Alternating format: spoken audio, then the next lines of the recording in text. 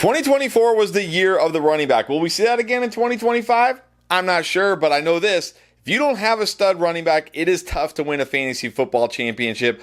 I'm going to look ahead into my fake crystal ball that I don't have, and I'm going to try to predict who the top 10 running backs will be in 2025. And if you're wondering, where can there actually be drafts going on right now for 2025? Well, then you need to know that Underdog is the place to play if you're a fan looking to cash in on all your favorite athletes' performances. Not only do they have drafts going on all offseason long, but you can call your shot by picking higher or lower on 2 or more players' stats for a shot to win real money. And Underdog is celebrating the big game this Sunday by giving everyone a no-sweat entry, which means you either cash in or you get your entry fee back in bonus credit. Come join Underdog before the big game kicks off this Sunday and sign up with promo code ENDGAME to get up to $1,000 in bonus cash when you make your first deposit. Plus, you'll get this free Travis Kelce pick. Let's start at number 1, and I'm going to go with Bijan Robinson. I have him slightly ahead of the number 2 guy, who you probably know who it is, but I'll keep you in a little bit of suspense here. But I've got Bijan Robinson number 1 for a few reasons. Number 1, he is in the prime of his career. He is entering his running back prime. He's still young. He doesn't have a ton of wear and tear. He didn't just play a bunch of playoff games. In fact, he played 0 playoff games. So he's coming into next season fully fresh, and he catches a ton of passes. Not to mention, I think he has more touchdown upside than people think. People still have this perception that Tyler Algier vultures touchdowns. This guy had 15 touchdowns last year. He's the absolute workhorse running back in a Falcons offense that I think will be better with Michael Penix Jr. under center. Give me Bijan Robinson as the RB1 entering his prime. He checks every single box you want from a stud running back. I'll take him number 1, slightly ahead of number 2, Saquon Barkley. Yes, this is where I'm going to put Saquon Barkley. Now, going to be honest, I have some worries about Saquon Barkley, and I did just kind of talk about him, namely the fact that this guy played every possible game you can play in an NFL season, had a ton of wear and tear, got a ton of touches, but at the same time, this guy was unbelievable. It's a great offense. It's a great offensive line, and we don't have to worry about like the whole Jalen Hurts vulturing touchdowns. That was not an issue in 2024. I doubt it'll be an issue in 2025. So yes, I am a little bit worried that we're going to see Saquon Barkley potentially miss some games in 2025 because it's hard to go a whole season without missing any games, not to mention a whole season plus a Super Bowl run without missing any games. So the risk is there that he will miss a game, 2, 3 games. But at the same time, he's a talented runner. He's in a great situation. You got to take that risk at number 2. Now, at number 3, I'm going to go with Jahmyr Gibbs. I see a lot of people ranking Jahmyr Gibbs ahead of Saquon, ahead of Bijan Robinson, and I think this is a little bit of recency bias. Also, a little bit of forgetting about this guy named, David Montgomery. Now, granted, David Montgomery is not like anything special as a running back. He's a good runner. I'm not knocking David Montgomery.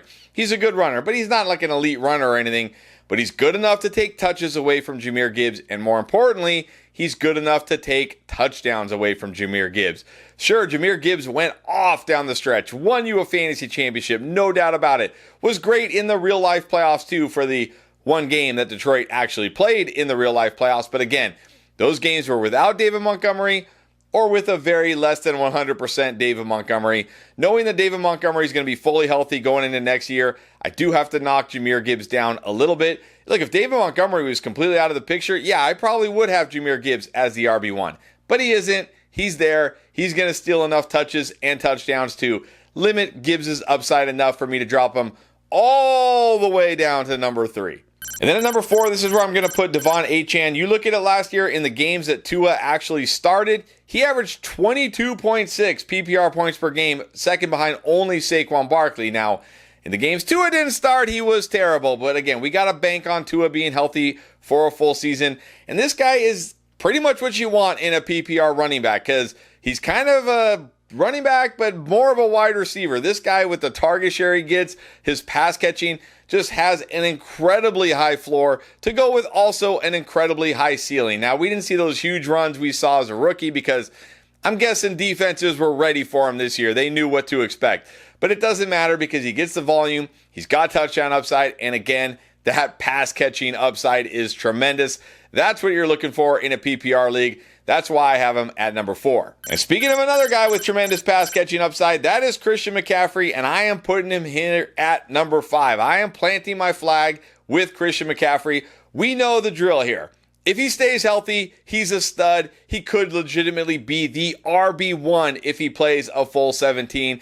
And look, they were saying that if they had made the playoffs, he would have played. It sounds like he's good to go. The Achilles tendonitis does not sound like an issue right now.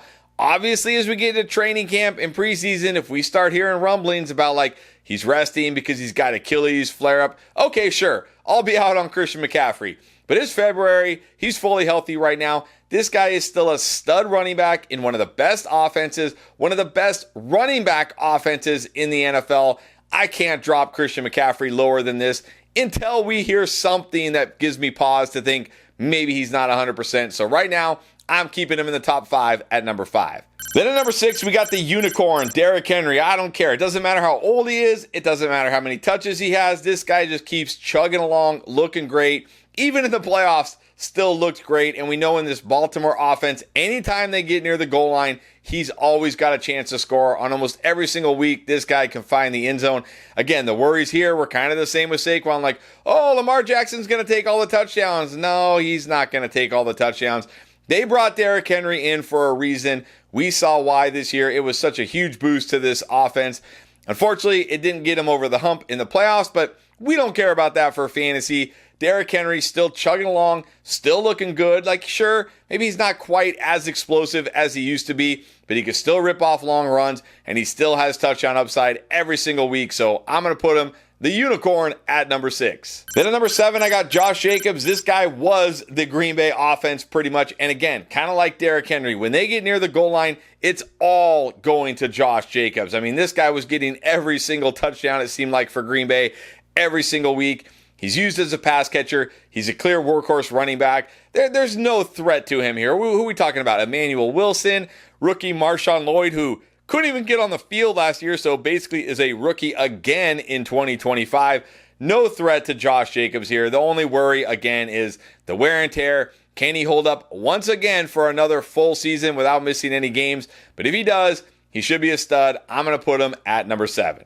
Then at number 8, I got to have Jonathan Taylor here. I almost feel like Jonathan Taylor is becoming undervalued, like underrated in fantasy football. I know the offense, you had Anthony Richardson looking terrible, Joe Flacco looking mostly terrible, but it didn't seem to stop Jonathan Taylor. I mean, if it wasn't for the fact that he dropped the ball at the goal line in week 15 there, this guy would have been one of the best running backs throughout the entire fantasy playoffs. He's always a threat to go for 100-plus yards. Always a threat to score 1 to 2 touchdowns. He's an explosive runner. He's still young. He still has plenty of tread left on his tires. Jonathan Taylor, no, maybe he's not a top, elite, top 1 running back like we saw a few years ago, but he's still a stud running back that I would happily take. I've got him at 8. And then at number 9, I feel very similar about Kyren Williams as I do to Jonathan Taylor. Now, sure, Kyren Williams is not the explosive runner that Jonathan Taylor is, but he gets pretty much every touch in this Rams offense. He always has a chance to go for 100-plus yards, 1 to 2 touchdowns every single week. It sounds like they're going to bring Matthew Stafford back. They're just going to run this offense back. He's still got Sean McVay, and we know Sean McVay just wants to use one guy. Blake Corum barely sniffed the field as a rookie.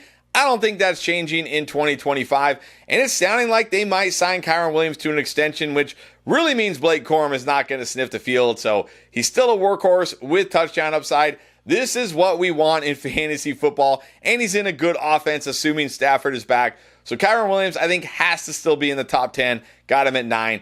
And then finally, rounding out the top 10, I'm going to have Bucky Irving.